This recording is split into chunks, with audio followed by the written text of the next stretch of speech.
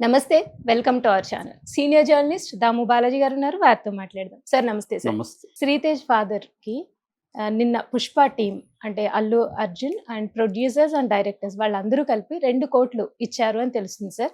అంటే ఇది ఎటువైపు వెళ్తుంది? ఇలా చేయడం వల్ల కేస్ నుంచి బయటపడే అవకాశం ఉంటుందా?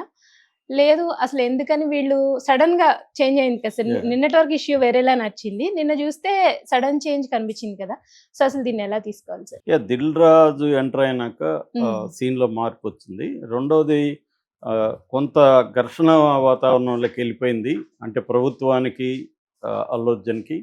దాని తర్వాత కాంగ్రెస్ పార్టీ వర్సెస్ అల్లు అర్జున్. హ్మ్. Congress party versus Telugu cinema industry. హ్మ్. ముఖ్యంగా ఆంధ్రప్రదేశ్‌కి సంబంధించిన తెలుగు సినిమా ఇండస్ట్రీ. తెలంగాణది కాదు. సో, అలాగా మారిపోయింది యాక్చువల్‌గా. Okay sir. నిన్న హ్మ్. మొన్న ఎమ్మెల్యే కూడా డెడ్‌లైన్ కూడా పెట్టాడు ఆయన. తర్వాత గాలి వినోద్ కుమార్, ప్రొఫెసర్ గాలి వినోద్ కుమార్ ఆయన సంక్రాంతి లోపల తెలుగు సినిమా వాళ్ళు వెళ్ళకపోతే మేము ఆహ్, ఉస్మానియా యూనివర్సిటీకి సంబంధించిన స్టూడెంట్లతో వచ్చి దాడులు చేస్తామని కూడా ఆయన ప్రకటించాడు. హ్మ్. ఇలాగా అంటే నిజానికి దానికి దీనికి ఏమీ సంబంధం లేదు. అల్లు అర్జున్ ఒక థియేటర్‌కి తన సినిమా చూడ్డానికెళ్ళాడు. అవును సార్. అక్కడ తొక్కిసలాట కూడా కాదు నిజానికి. హ్మ్. ఆహ్, క్రౌడ్ ఎక్కువ అవ్వడంతో ఆమె ఊపిరి ఆడక సఫోకేషన్‌తో ఆమె చనిపోయింది. బాబు సీరియస్ అయింది. అది జరిగింది.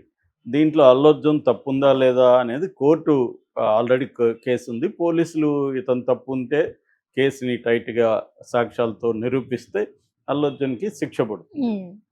ఏదేమైనా అల్లు అర్జున్ అండ్ ప్రభుత్వం లేదా పోలీస్ వ్యవస్థ వీళ్ళిద్దరి మధ్య కోర్టులో తేలాల్సిన వ్యవహారం అది పబ్లిక్‌లోకి వచ్చేసింది. పబ్లిక్‌లో అల్లు అర్జున్‌ని దోషిగా నిలబెట్టాలని కాంగ్రెస్ పార్టీ కావచ్చు, ప్రభుత్వం కావచ్చు హ్మ్.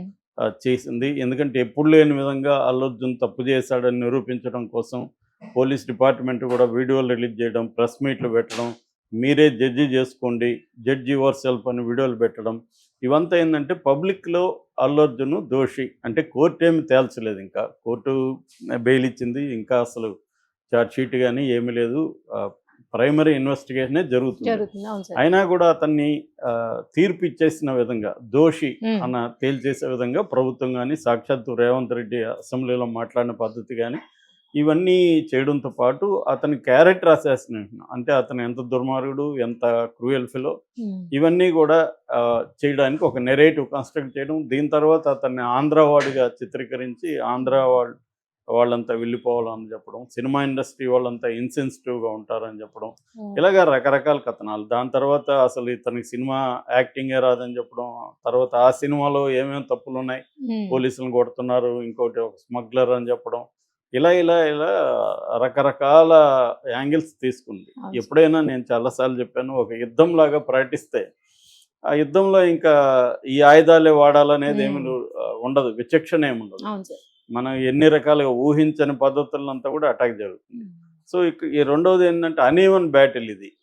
ప్రభుత్వం ఒక వ్యక్తిని తలుచుకుంటే ఆ వ్యక్తి ఎంత పెద్దయినా కూడా హ్మ్. ఆ వ్యక్తికి ఏమన్నా వ్యవస్థల్లో పట్టుంటే తప్ప ఆ వ్యక్తి ప్రభుత్వాన్ని ఢీకొనడం కష్టం. హ్మ్. వ్యవస్థల్లో పట్టుండే ప్రతిపక్షాలు కొంతవరకు ఢీకొనగలుగుతాయి ఆ! అధికార అవును సార్. పక్షాన్ని. హ్మ్. ఇప్పుడు జగన్‌ని ఇబ్బంది పెడుతుంది అక్కడ కూటమి ప్రభుత్వం. జగన్ హ్మ్. ఎదుర్కోగలుగుతున్నాడు. గతంలో జగన్ ఇబ్బంది పెట్టినప్పుడు చంద్రబాబు ఎదుర్కోగలిగాడు. ఇక్కడ అంతే. రేవంత్ రెడ్డి ఎదుర్కోగలిగాడు. హ్మ్. అంటే పొలిటికల్ పార్టీ ఒక వ్యవస్థ, తనకి కొన్ని వ్యవస్థల్లో తనకు పట్టు ఇవన్నీ ఉంటాయి. హ్మ్. కానీ వ్యక్తిగా అల్లు అర్జున్ ఎంత పెద్ద హీరో ఈ మధ్య కాలంలో ఆయన పాన్ ఇండియా అయ్యాడు గానీ, మామూలుగా అయితే అతను ఒక one of the star heroes in అవును తెలుగు. సార్. సో, ఆయనకి ఒక ప్రభుత్వాన్ని ఎదుర్కొని, పోలీస్ వ్యవస్థని ఎదుర్కొనే పరిస్థితి ఉండదు. సో, అందుకని అతను గూడా ఫ్యామిలీ గూడా సైలెంట్ అయిపోయారు. సో, ఇది ఇలాగా మనం ఢీకొనడం వల్ల అదేదంటారు పొట్టేలు కొండ అనే హ్మ్. సామెత ఉంది. అవును పొట్టేలెళ్లి సార్. కొండను ఢీకొంటే, పొట్టేలుకే నష్టం కొండకి కాదు. అవును సార్. సో, అవును. ప్రభుత్వం కొండ లాంటిది. దాన్ని ఢీకొంటే వీళ్ళకి నష్టం గదా! ఢీకొనాలని గూడా అనుకోలేదు. అవును అది సార్. అలాగా హ్మ్. అయిపోయింది. యాక్చువల్లీ రాజు తలుచుకుంటే దెబ్బలకు కొదవ అదే. అంటారు కదా! హ్మ్. యాహ్! ఆ విధంగా ఇప్పుడు రెండోదేందంటే ఇప్పుడు 'దిల్ రాజు'. 'దిల్ రాజు' గూడా ఇంత వేగంగా ఎందుకు కదిలాడంటే ఆయన సమస్య హ్మ్. ముడిపడింది. ఎందుకంటే ఈయన రేవంత్ రెడ్డి మరి కోపంలో అన్నాడా, ఏమన్నాడో తెలీదు గానీ అసెంబ్లీలో అసలింకా ఆహ్, ఈ ప్రీమియర్ షోస్. వీళ్ళకిచ్చే బెనిఫిట్ షో హ్మ్. ఇంకా నేను సీఎంగా ఉండేంత వరకు హుహు. బెనిఫిట్ షోలు ఇవ్వను. తర్వాత ప్రత్యేక షోలుండవు. టికెట్ రేట్లు పెంచను. అనేది సీఎంగా ఉన్నంత వరకు అని ఆయన ఒక ప్రతిజ్ఞ చేసినట్టుగా డిక్లేర్ చేసేసారు. దాంతో ఇప్పుడు అందరికంటే భయం ఎవరికంటే దిల్ రాజు సినిమాలు 3 ఉన్నాయి. గేమ్ చేంజర్ ఒకటి రామ్ చరణ్తో, తర్వాత సంక్రాంతికి వస్తున్నామని వెంకటేష్ సినిమా ఒకటి, తర్వాత డాకు మహారాజులో కూడా ఈయన పెట్టుబడులు ఉన్నాయి. సో ఈ 3 సినిమాలకి కానీ ఇప్పుడు ఈ వసతులు లేకపోతే ఈ బెనిఫిట్స్ రాకపోతే ఆయనకి కనీసం 30-40 కోట్లు లాస్ వచ్చే అవకాశం ఉంది. పైగా గేమ్ చేంజర్లో ఆల్రెడీ భయం ఉంది. ఎందుకంటే 500 కోట్ల సినిమా అది, దానికి ఏం బడ్జెట్ రాలేదు. ఈ పుష్ప వల్ల కూడా, పుష్ప 2 ఈ అల్లు అర్జున్ గొడవ వల్ల కూడా దానికి బడ్జెట్ రాకుండా పోయింది. ఇప్పటికి కూడా పుష్ప 2 రూల్ చేస్తూనే ఉంది ఇండియా వైజ్గా. ఆల్రెడీ 1800 కోట్లు అంటే ఈ రోజు డిక్లేర్ అవుతుంది. బాహుబలి 2ను కూడా దాటేసింది. ఇంకా ఉండేది దానికి ఒక అమీర్ ఖాన్ దంగల్ సినిమా ఒకటే పోటీ ఉంది. దంగల్కి 2000 కోట్లు వచ్చాయి. అది కూడా క్రాస్ చేస్తే ఇప్పటివరకు హిస్టరీలో 2000 కోట్లు దాటి కలెక్ట్ చేసిన ఏకైక సినిమాగా పుష్ప 2 నిలిచిపోతుంది. సో ఈ నేపథ్యంలో గేమ్ చేంజర్ ఆల్రెడీ శంకర్ ఫ్లాప్లో ఉన్నాడు, ఫామ్ లేదు. ఆల్రెడీ ఇండియన్ 2 ఎంత దారుణమైన ఫ్లాప్ వచ్చిందో చూశారు. అందువల్ల శంకర్ ఈ సినిమా హిట్ అవుతుందా లేదా అని ఒక భయాందోళన అయితే ప్రొడ్యూసర్గా దిల్ రాజుకు ఉండే అవకాశం ఉంది. సో ఈ నేపథ్యంలో రెండోది ఏంటంటే దిల్ రాజు ఓన్లీ ప్రొడ్యూసర్ కాకుండా డిస్ట్రిబ్యూటర్ కూడా అనేక సినిమాలు చేస్తుంటాడు. ఆల్రెడీ ఆయనకి మైత్రి మూవీస్, సితార్ మూవీస్ లాంటి వాళ్ళు ఇటు ప్రొడక్షన్లోనూ ఇటు డిస్ట్రిబ్యూషన్లో కూడా పోటీ ఇస్తున్నారు. సో ఇక థియేటర్ వ్యవహారాల్లో కూడా దిల్ రాజుకి పోటీకి మైత్రి మూవీస్ కూడా థియేటర్ రంగంలోకి దిగిపోయే పరిస్థితి కనిపిస్తుంది. సో అన్ని విధాల టఫ్ సిచ్యువేషన్ దిల్ రాజుకు ఉంది.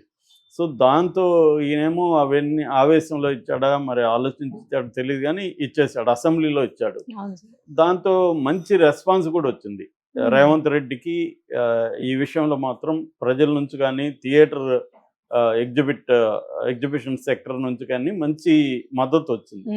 అప్పుడు జగన్ వివాదం అయ్యాడు, ఇదే విధంగా టికెట్ రేట్ తగ్గించి. ఇక్కడ వివాదం అవ్వలేదు రేవంత్ రెడ్డి, ఎందుకంటే టికెట్ రేట్లు పెంచడం వల్ల పుష్ప 2కి చాలా నెగిటివ్గా వచ్చింది ఇక్కడ జనాల్లో. ఎందుకంటే మామూలుగానే 800-700 పెట్టి థియేటర్లోకి వెళ్ళి సినిమా చూసే, మామూలుగానే థియేటర్లోకి వెళ్ళి సినిమా చూడాలంటే మామూలు టికెట్స్ ఉన్నప్పుడే ఒక 2 వెళ్ళాలంటే 1000 రూపాయలు మినిమం అయిపోయే పరిస్థితి. ఎందుకంటే అక్కడ ఒక పాప్కార్న్ తీసుకుంటే 400-300 ఉంటుంది, ఒక కాఫీ తాగితే 300-400 ఉంటుంది. అటువంటి కాంటెక్స్లో టికెట్లు ప్లస్ వెళ్ళిన తర్వాత అక్కడ ఏదో తిని తాకపోతే మళ్ళీ అదొక లోటు లాగా ఉంటుంది. ఫోమా అని చెప్పాను కదా, fear of missing out.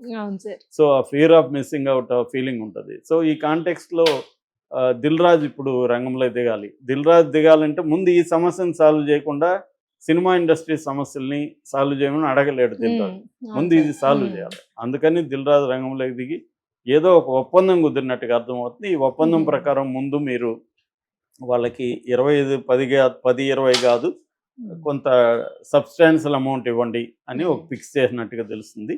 Sukumar 50 లక్షలు, ప్రొడ్యూసర్లు 50 లక్షలు, అల్లు అర్జున్ 1 కోటి రూపాయలు, మొత్తం కలిపి 2 కోట్లు. Pushpa team producer, director, hero కలిపి 2 కోట్ల డబ్బుల్ని ఫిల్మ్ ఛాంబర్కి ఇచ్చినట్టుగా చెప్తున్నారు. ఎందుకంటే ఫిల్మ్ ఛాంబర్ ఇప్పుడు ఈ అబ్బాయికి సంబంధించి సినిమా ఇండస్ట్రీ దగ్గర ఫండ్స్ కలెక్ట్ చేస్తుంది. ఈ 2 crores కాకుండా ఆల్రెడీ మన కోమటిరెడ్డి వెంకటరెడ్డి సినిమాటోగ్రఫీ మినిస్టర్, ఆయన సొంత ఫౌండేషన్ నుంచి, వాళ్ళ బాబు పేరుతో పెట్టిన ఫౌండేషన్ నుంచి ఆయన సొంత డబ్బులు 25 లక్షలు ఇచ్చాడు. గవర్నమెంట్ నుంచి అయితే ఇప్పటికేమీ లేదు. సో ఇండస్ట్రీ నుంచి కలెక్ట్ చేస్తున్నారు. కేవలం పుష్ప 2 వాళ్లే కాకుండా ఇండస్ట్రీ నుంచి కూడా కొంత డబ్బులు కలెక్ట్ చేసి ఇద్దామని. అట్లాగే భాస్కర్కి జాబ్ కూడా ఇద్దామని. సో ఇది నిజానికి మంచిదే. ఎందుకంటే ఎన్ని కోట్లు ఇచ్చినా పోయిన ప్రాణం రాదు, భార్య అయితే రాదు. 10 కోట్లు 100 కోట్లు ఇచ్చినా రాదు, అది వాస్తవమే. కానీ ఒక ప్రమాదవశాత్తు చనిపోయిన తర్వాత ప్రాణాన్ని తీసుకురాకపోవచ్చు, కానీ ఉన్న ఫ్యామిలీని, బాబు పాప ఉన్నారు కాబట్టి ఆ ఫ్యామిలీని ఆదుకోవడం, ఆ ఫ్యామిలీకి అండగా నిలబడడం అనేది సినిమా ఇండస్ట్రీని ఇన్వాల్వ్ చేయడం ద్వారా దిల్ రాజు ఆ విషయంలో సక్సెస్ అయ్యాడు. ఇప్పుడు మీటింగ్ కూడా కాసేపట్లో స్టార్ట్ అవుతుంది. దిల్ రాజు వీళ్ళందరినీ తీసుకెళ్తున్నాడు. దాదాపు 36 మంది